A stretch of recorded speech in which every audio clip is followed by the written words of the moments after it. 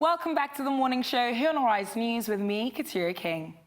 For the last several years, we've watched the rise of the food truck, from delicious hot dog carts to all-out gourmet battles, driven by the food truck followers you see today. The variety of food trucks is never-ending as well, from ethnic to fusion cuisine, cupcakes and ice cream, and everything in between.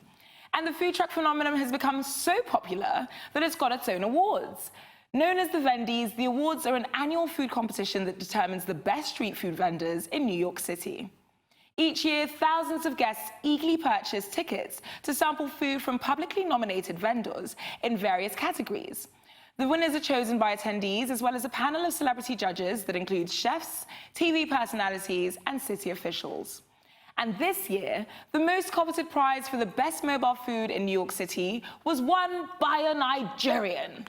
God shelter Oluwalogbon and his wife Bisola. The couple, assisted by their 3 lovely children, served jollof rice, peppered goat stew, eforiro, puff puff, moi moi and suya from their truck, which is located close to the Nigerian embassy on 44th and 2nd Avenue. And we're well aware that African food is widely available in London and Paris, with their large African populations and historic ties to the continent. So today on Our Take, we ask, is African food the next gastronomic trend? Joining me to discuss is the lovely Labo, Atim Afro Lems, and Doyen Adio. Hello, good morning, ladies. Hi. I feel like I'm always seated on a panel of beautiful ladies. What is going on? Is it because we all just love food? I think so. I think food is the common denominator. So Okay, so let's talk about gastronomy. Now, it seems that almost every country has experienced their own gastronomic revival, except, well, Africa as a continent, but then in particular Nigeria, because you hear a lot about Ethiopian food, you hear a lot about Moroccan food, even South African food, but it's quite rare for you to hear about Nigerian food outside of Nigeria. Suddenly we're seeing a lot of Nigerian restaurants sprouting up that more than just Nigerians are going to eat. Why do we think this is? Go, First and foremost, I was going to do a drum roll. Yes, to that. Looking at his menu, I think that his menu was not far-fetched. He was very wise. This is God Shelter, the that's truck correct, driver. yes. I think he was very wise about choosing that menu. That Right. menu looked like it's something that could cut across pretty much. I mean, eforiro is like steamed vegetables. But is that something that you think Caucasian people eat and they're like, No, but I think, number one, good food is good food. Tasty food is tasty food. You can't run away from it. But at the same time, it's also still that asun. So maybe like you could call it braised goat meat. It's a kind of lamby, chewy, nice, gooey. Interesting. Gizdo. He also had gizdo. Maybe kind of similar to enchiladas, if you like, since there's some plantain in it. I mean, totally not at all, but okay. Doyen's like, what are you talking about, girl? Perspective.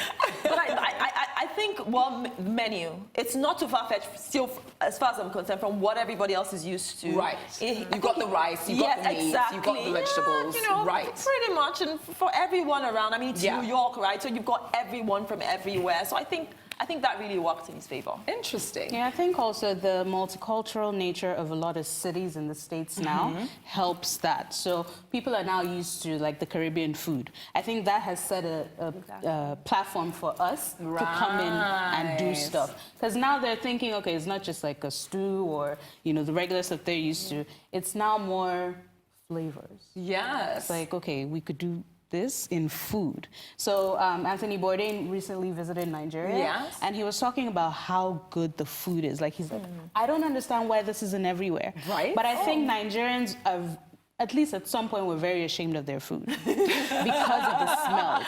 And so you but can we talk about that? It does. It does. Okay? No, because when you go on the plane and you're going to London or America, that's a good point. because these are the places, Asian food. Okay, but these are the places that these old mamas carry their Ghana must go full of dried fish to, okay? And you get on the plane and it's as though you're walking into Mile 2 Market.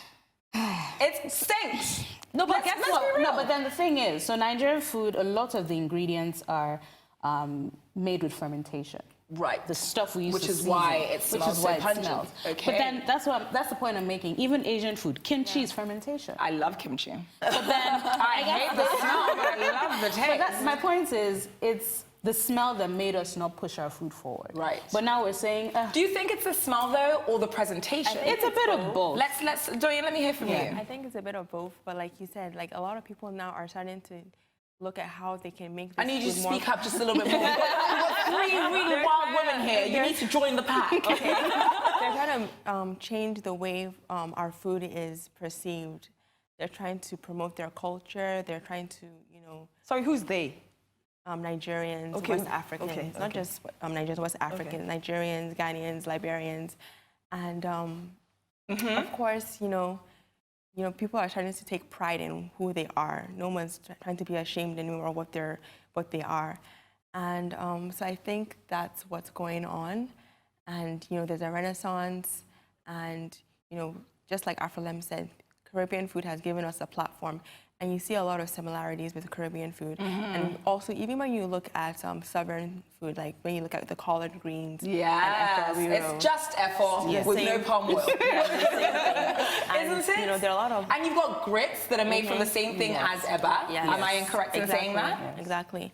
And you have a lot of Black African Americans, you know, also doing research on what African food is. Yes. They're also promoting African culture, going around wearing Ankara. Yes, they want the to know shikis. like where their people came from. Yes. So that's also helping us because, you know, we're kind of piggybacking on each other. You know, it's very interesting you said that Caribbean food laid the stage for African food because it's almost the same when it comes to music. Yes. So you got the dance hall, which suddenly paved the way for Afrobeats. Why do we need a culture to pave the way for the original culture? I don't know that we need one, but I think it's more a function of where we are as a country right now. We are not proud of where we are right now. Okay. That's the truth. You speak for yourself. I'm proud Nigerian. No. What I mean by that is we're wearing green from Nigerian flag. What do you mean? We're still warming up to things changing just in general. And so now that things are slightly more stable, people are now, okay, now let's talk about other things. Let's talk about music, let's talk about fashion, let's talk about food.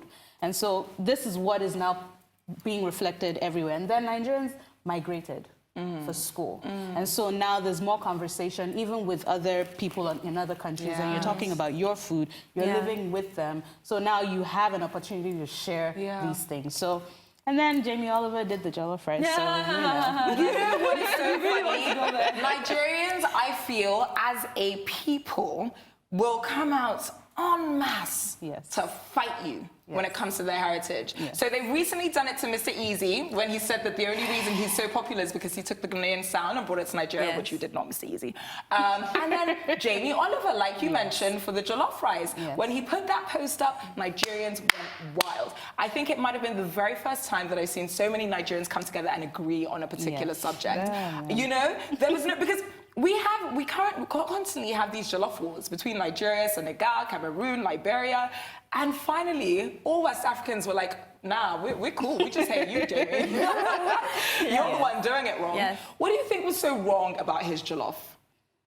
I think it's maybe the ingredients, the technique. It just wasn't made the right way. It just didn't really capture what jollof rice really is. I think, to be honest, I think if you go around the different parts of Nigeria, you'd still make that argument. So I personally do not like the way Igbo people make jollof rice. How do Igbo people make jollof rice? They don't use tomato puree. What do they use? Just tomatoes. Oh, interesting. So it doesn't look as red then? It doesn't look as red, at least the places that I went to and tried it. Maybe I shouldn't generalize, but I'm just saying, like, you would make the same arguments even within Nigeria. So there's no right or wrong way? There's no right or wrong way, but I feel like there's a better way. The Nigerian way. Yes, I guess people just felt the need to unite for a cause and... But I loved it. I'm not going to lie to you. I loved it. I didn't take part, but I wish I could have. It's fantastic. So in terms of Nigerian food, where do you see it going? In the next 5 years, in the next 10 years, we're seeing places like Ikoyi, London open up. Where do you see us going in the world? I think that you're going to have more people open up restaurants, that's for sure. But it's going to be more upscale. Okay. I think that people are done with the, you go to a dingy place in a different city and, you know, try Nigerian food. I mean, I was really ashamed to tell people go try Nigerian food because most of the places didn't have good customer service outside of the country. And so you're going to see people challenge that. So people are like, okay, it's just food. We could do this. Yeah. Let's get a proper business plan. And most of the people that will be doing this are not necessarily foodies. Or, well, not necessarily chefs is what I mean to say.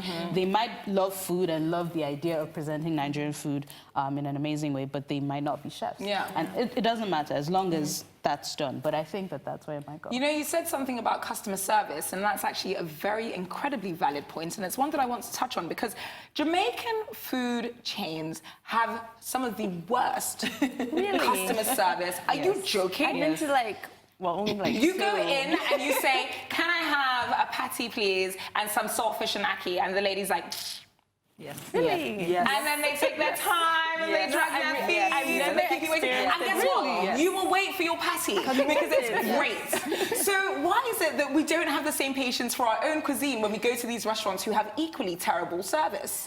I think it's the black culture. Yeah. I really think so. You go to T-Mobile, you go to AT&T, if it's a black girl or a black guy, you're going to experience it. They're going to cut their eyes at you and kiss their teeth. I really think it's a black phenomenon. Oh, wow. It really is. Strong words. I would like the audience to know that I do not agree with Joan at all in the slightest.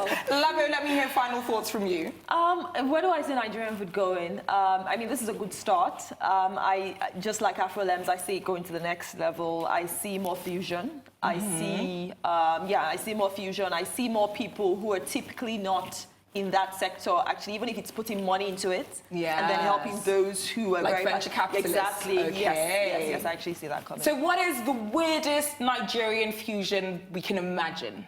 Let's give people out there some ideas. Nigerian mixed with... Mexican? Mexican, Nigerian, Mexican. But Nigerian and Mexican food is quite similar. Lebanese. Sorry? Lebanese.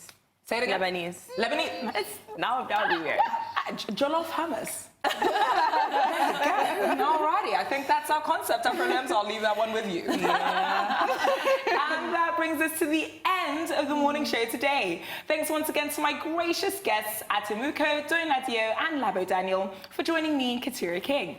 And of course, thanks to you at home for watching. From my entire team and I here in Lagos, all that's left for me to say is enjoy the rest of your morning and, of course, the rest of your day. Goodbye.